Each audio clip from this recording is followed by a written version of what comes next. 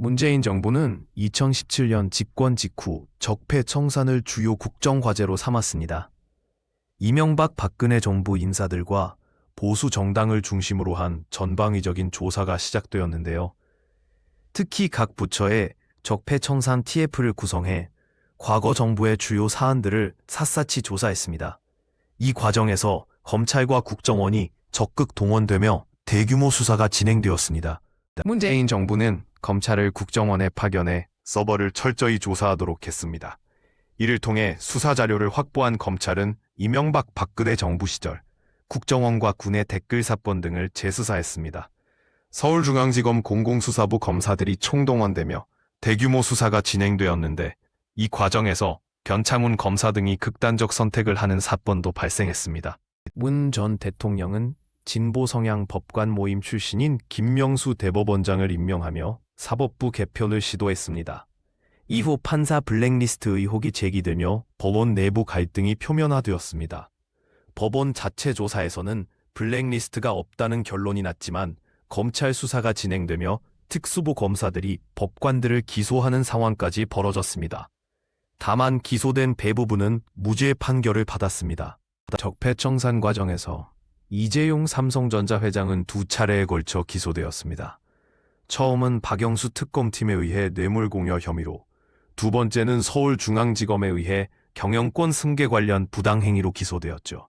특히 윤석열 검사장 당시 중앙지검은 삼성에 대한 강도 높은 수사를 진행했습니다.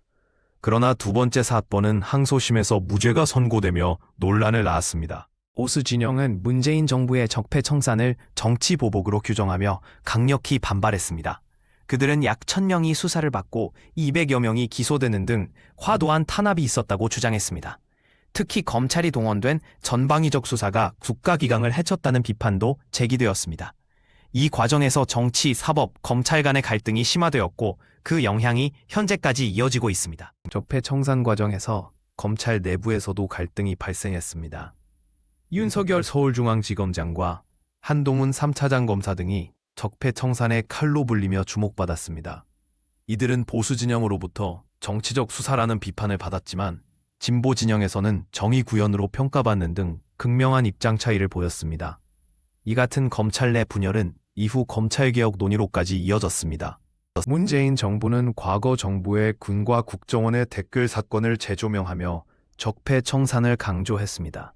특히 이명박 박근혜 정부 시절 인터넷 여론 조작 의혹을 집중 수사했는데요. 이 과정에서 이재수 전 기무사령관이 극단적 선택을 하는 등 충격적인 사건도 발생했습니다. 수사 결과 다수의 관계자가 기소되었지만 일각에서는 정치적 보복성 수사라는 비판도 제기되었습니다. 적폐 청산은 기업계에도 큰 영향을 미쳤습니다. 삼성을 비롯한 대기업들이 집중 수사 대상이 되면서 경영 활동에 차질을 빚었습니다. 특히 경영권 승계 과정에서의 불법성 여부가 주요 쟁점으로 떠올랐죠. 그러나 일부 사건에서 무죄 판결이 나오며 수사 과정 자체에 대한 의문이 제기되기도 했습니다. 이는 기업 환경 불확실성으로 이어져 경제계의 우려를 자아내기도 했습니다. 문재인 정부의 적폐 청산 과정에서 사회적 갈등과 양극화가 심화되었다는 지적이 나오고 있습니다. 법조계 관계자는 적폐 청산이 나라를 두 쪽으로 갈랐다고 표현하며 그 후유증이 현재까지 지속되고 있다고 말했습니다.